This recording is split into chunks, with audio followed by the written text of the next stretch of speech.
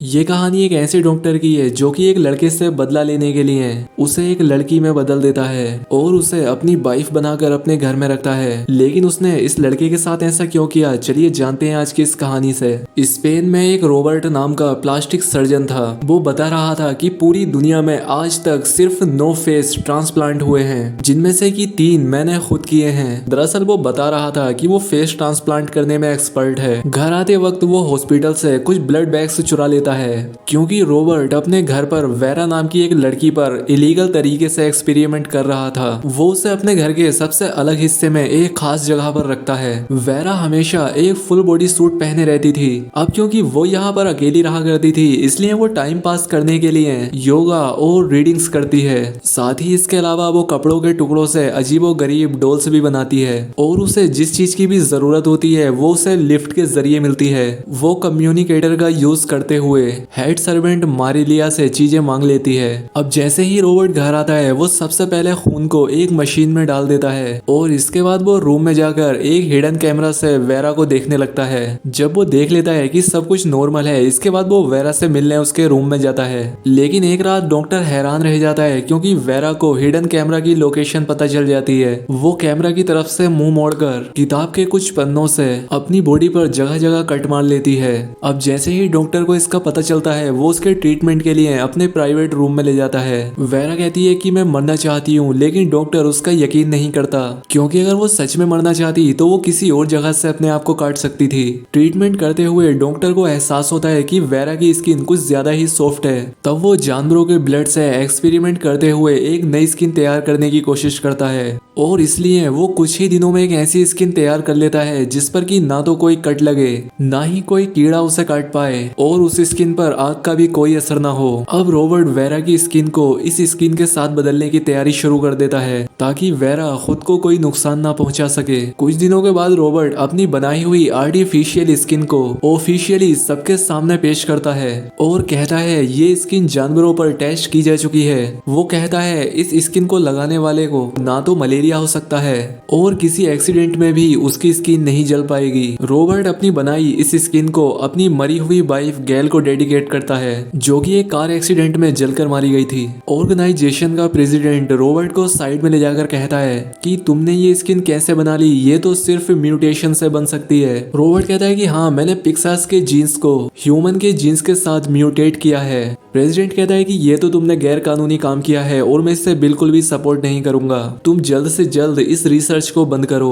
अब इसके बाद रॉबर्ट अपने एक पुराने दोस्त से मिलता है जो कि उसे फेस सर्जरी वाले पुराने काम को फिर से स्टार्ट करने के लिए कहता है। रॉबर्ट घर आने के बाद वेरा के पास जाता है और वो उससे कहता है कि तुम पूरी तरह से परफेक्ट हो चुकी हो, तुम्हें अब किसी और बदलाव की कोई जरूरत नहीं है। वेरा को लगता है कि शायद अब वो आजाद है कुछ भी करने के लिए, इसलिए वो रॉबर्ट के पास आने की कोशिश करने लगती है, लेकिन रॉबर्ट उस पर ध्यान न देकर चला जाता है। अगले दिन मैरिलिया रॉबर्ट से कहती है कि उसने ये हरकत इसलिए की क्योंकि तुमने उसे वो चेहरा दिया है। मैरिलिया ये भी कहती है कि तुम्हें वेरा को मार देना चाहिए, वो तुम्हारे लिए खतरनाक साबित हो सकती है। लेकिन रॉबर्ट उसकी बात काटते हुए कहता है कि तुम सारे सर्वेंट्स को हटा दो, हमें इतने सारे सर्वेंट्स की जरूरत नहीं है। रॉबर्ट के जाने के बाद सभी सर्वेंट घर छोड़कर चले जाते हैं। तभी शेर के कपड़े पहने हुए एक लड़का डोरबेल बजाता है, जो कि मैरिलिया का ही बेटा जैका है, जो कि कुछ साल पहले उसे छोड़कर चला गया था। यहाँ पर जैका अपनी पैंट उतारकर अपना वर्थ मार के दिखाता है ताकि मैरिलिया को यकीन हो जाए कि ये उसी का बेटा है। अब मैरिलिया बाहर तो आ जाती है, लेकिन वो जैका को घर के अंदर आने से मना कर देती है क्योंकि बाहर के लोगों का घर में आना मना था। लेकिन जैका जबरदस्ती घर के अंदर चला जाता है। मैरिलिया सोचती है कि चलो कोई बात नहीं, ये किचन में ही तो आया है, इसे क्या पता चलेगा।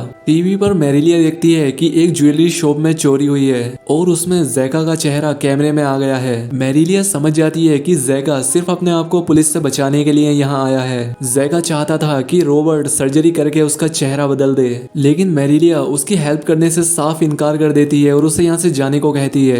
जैका अपनी माँ को इग्नोर मारता है और किचन में इधर उधर शराब ढूंढने लगता है। तभी उसे सिक्योरिटी कैमरा में वेरा नजर आती है। उसे वेरा का चेहरा जाना पहचाना सा लगता है। जैका समझ नहीं पाता कि ये कैसे हो सकता है और तभी मैरिलिया अपनी एक पर्सनल गन निकालकर उसे वहां से जाने को कहती है, लेकिन जैका पर ये चाल काम नहीं करती। वो अपनी माँ को ही डराकर उसे एक चेयर से बांध देता है। अब इसके बाद वेरा वेरा की तलाश में जैका सीढ़ियों से ऊपर जाता है, लेकिन उसे वहाँ पर बंद दरवाजा मिलता है। वो वापस अपनी माँ के पास आकर उससे धमकाता है। वो उससे पूछता है कि दरवाजे की चाबी कहाँ है। चाबी का पता लगने के बाद जैका दरवाजा खोलता है। वेरा लात मारकर उसे गिरा देती है। इन दोनों के बीच झड़प हो जाती है, लेकिन जैका उससे ज्यादा ताकतवर था, इसलिए वो वेरा को अपने कब्जे में कर लेता है और उससे पूछता है कि तुम जिंदा कैसे हो, तुम तो मर गई थी। वेरा कुछ नहीं समझ पाती। जैका उसे उठाकर बेडरूम में ले जाता है और उसके साथ जबरदस्ती फिजिकल होता है। वहीं मैरिलिया बेबस होकर अपने बेटे की हैवानियत को नीचे सिक्योरिटी कैमरा से देख रही थी। तभी रॉबर्ट भी घर आ जाता है। जैसे ही रॉबर्ट की नजर सिक्योरिटी कैमरा पर पड़ती है, वो अपनी गन निकालकर जैका को शूट कर देता है। मैरिलिया तो चाहती थी कि वो वेरा को भी मार दे।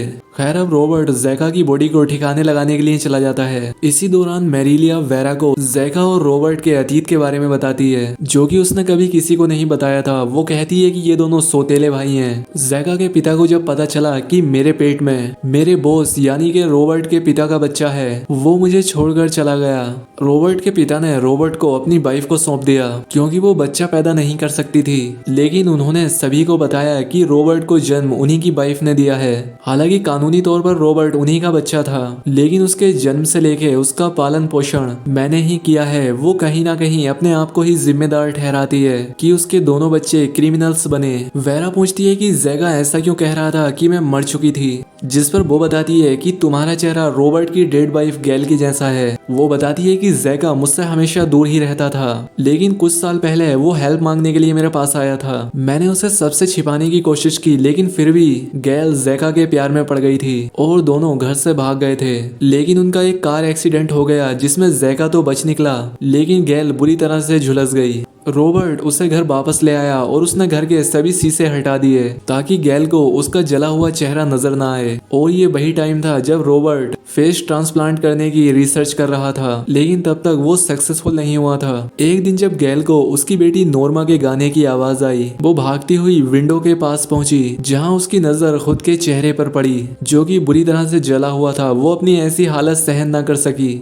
और विंडो से कूदकर उसने अपनी जान दे दी। अपनी माँ की डेड बॉडी अपनी आंखों के सामने देखकर नोरा को गहरा सदमा लगा, जिसकी वजह से उसे कई साल मेंटल हॉस्पिटल में गुजारने पड़े। ये बात कर ही रहे होते हैं कि तभी रॉबर्ट आ जाता है और वो वेरा को अपने रूम में ले जाता है। खैर अब इसके बाद ये दोनों सो जाते हैं। रॉबर्ट को सपने में 6 साल पहले की यादें आती हैं। वो गैल की मौत के बाद पहली बार अपनी बेटी के साथ किसी पार्टी में आया था। पार्टी जोरदार तरीके से चल रही थी। रॉबर्ट नोटिस करता है कि नोर्मा कहीं नजर नहीं आ रही। वो उसे ढूंढता हुआ गार्डन में जाता है। वो देखता है कि कोई अपनी बाइक पर बैठकर वहां से बहुत तेजी से भाग रहा था। रॉबर्ट को नोर्मा का एक सैंडल पड़ा हुआ मिलता है, लेकिन जब वो आगे बढ़ता है तब उसे नोर्मा जमीन पर बेहोश पड़ी हुई मिलती है। उसकी यह हालत देखकर रॉबर्ट समझ जाता है कि उस बाइक वाले ने ही नोर्मा का यह हाल किया है। जैसे ही नोर्मा होश में आती है, वो चिल्लाने लगती है क्योंकि उसे फिर से एक गहरा सदमा लगा था। दूसरी तरफ वेरा को भी एक सपना आता है जहां पर विंसेंट नाम का एक लड़का अपनी माँ के साथ एक कपड़ों की दुकान में काम करता है। वो भी उसी पार्टी में आता है और फिर नोर्मा के साथ फ्लर्ट करने लगता है, जहां पर वो दोनों गार्डन की तरफ जाते हैं, जहां नोर्मा अपने कोट से परेशान होकर उसे उतार देती है। विंसेंट को लगता है कि शायद नोर्मा उससे कुछ करने के लिए कह रही है। अब शुरुआत में नोर्मा भी उसे नहीं हटाती, लेकिन जैसे ही पार्टी में वो सॉन्ग बजने लगता है जो नोर्मा गा रही थी जब उसकी माँ ने सुसाइड किया था, तब नोर्मा अचानक से सदमे में आकर चिल्लाने लगती है। विंसेंट ये देखकर डर जाता है और पास में पड़े एक पत्थर से उसे मारता है, जिससे नोर्मा बेहोश हो जाती है और बाद में नोर्मा के कपड़े ठीक करके वो बाइक पर बैठकर वहां से भाग जाता है। लेकिन रॉबर्ट ने उसकी बाइक का नंबर नोट कर लिया था। कुछ दिनों के बाद जब विंसेंट अपनी बाइक से कहीं जा रहा था, तब रॉबर्ट उसे अपनी गाड़ी से टक्कर मार देता है और बाद में बेहोश करने वाली गन से उसे शूट कर देता है। वो उसे किडनैप करके अपने घर के गैराज में बंदी बनाकर रखता है। विंसेंट को कोई अंदाजा नहीं था कि उसके साथ ये हो क्यों रहा है। रॉबर्ट ने भी उसे कुछ नहीं बताया, बस कभी कभी उसके ऊपर पानी डालकर उसे नहला देता था और कुछ खाने को दे देता था। दूसरी तरफ विंसेंट की माँ पुलिस वालों से मदद के लिए भीख मांगती है, लेकिन पुलिस वालों को उसकी बाइक एक खाई से बरामद हुई थी, इसलिए उन्हें लगता है कि या तो वो मर गया है या शहर छोड़कर भाग गया है। दूसरी तरफ रॉबर्ट अपनी बेटी नोर्मा से मिलने के लिए मेंटल हॉस्पिटल जाता है, लेकिन वो सदमे से बहुत ज्यादा डरी हुई थी, इसलिए वो खुद को एक कबर्ड में छिपाने की कोशिश करती है। और एक दिन ऐसा आता है जब जब नॉर्मा अपनी माँ की तरह सुसाइड कर लेती है। इस हादसे के बाद से रॉबर्ट एक डॉक्टर से एक सन की साइंटिस्ट में बदल जाता है। नॉर्मा की मौत के कुछ दिन बाद रॉबर्ट विंसेंट के पास जाकर उसकी शेप करके उसे बेहोश कर देता है और सर्जरी के लिए उसे अपने एक प्राइवेट रूम में ले जाता है। रॉबर्ट अपने कुछ सर्जन कोलीग को नकली डॉक्यूमेंट्स दिखाता है जहां पर लिखा था कि पेशेंट अपने इलाज को गुप्त रखना चाहता है। कुछ घंटों के ऑपरेशन के बाद विंसेंट को होश आता है और उसे पता लगता है कि रॉबर्ट वजीनोप्लास्टी करके उसे लड़की बना रहा था। और उस दिन के बाद से विंसेंट हमेशा एक बंद रूम में रहता है और उसे वो सारी चीजें दी जाती हैं जो उसे लड़की बनने के बाद यूज करनी होंगी। अब विंसेंट का ऑपरेशन करके उसे पूरी तरह से लड़की बना दिया जाता है। रॉबर्ट उसके हार्मोन्स, आवाज, उसकी हर चीज को लड़की जैसा बना देता है। इसके बाद विंसेंट की पूरी बॉडी कवर करके रखी जाती है क्योंकि इससे उसकी स्किन सेफ रहेगी और वो अपने नए शरीर में खुद को ढाल सकेगा। अब एक दिन विंसेंट रॉबर्ट पर हमला करके वहां से भागने की कोशिश करता है, लेकिन रॉबर्ट को ऐसा होने का पहले से ही पता था, इसलिए उसने मेन गेट को लॉक करके रखा था और एक गन भी अपने पास रखी थी जिससे वो विंसेंट को डराकर अपनी बात मनवा सके। कुछ दिनों के बाद विंसेंट को एक आखिरी प्रोसेस के लिए तैयार किया जाता है जहाँ पर रॉबर्ट विंसेंट को अपनी डेड वाइफ गैल का चेहरा लगा देता है और उसे नया नाम वेरा दे देता है। शुरुआती दिनों में वेरा को बहुत गुस्सा आता था। वो लड़कियों की कोई भी चीज इस्तेमाल नहीं किया करती थी, बस वो आईलाइनर यूज किया करती थी ताकि दीवार पर दिन लिखकर वो ये जान सके कि वो कैद में कितने दिन से है। उसके टाइम पास के लिए यहाँ पर सिर्फ टीवी था जिससे उसने योगा सीखा, अजीब सी ड्राइंग बनाना सीखी और यही वो वक्त था जब रॉबर्ट मैरिलिया को घर लेकर आया था। वो उसे वेरा को लड़कियों वाली चीजें सिखाने के लिए लाया था। आज के दिन रॉबर्ट और वेरा साथ रहते हैं और वेरा को घर में इधर उधर घूमने की पूरी आजादी है। वो एक नॉर्मल लाइफ जी रहे थे, लेकिन मैरिलिया को वेरा पसंद नहीं थी क्योंकि उसे लगता था कि वेरा पर भरोसा नहीं कर सकते। लेकिन रॉबर्ट वेरा से प्यार करने लगा था। उसे बहुत अच्छा लगता जब वेरा उससे कहती मैं तुम्हें छोड़कर कहीं नहीं जाऊंगी।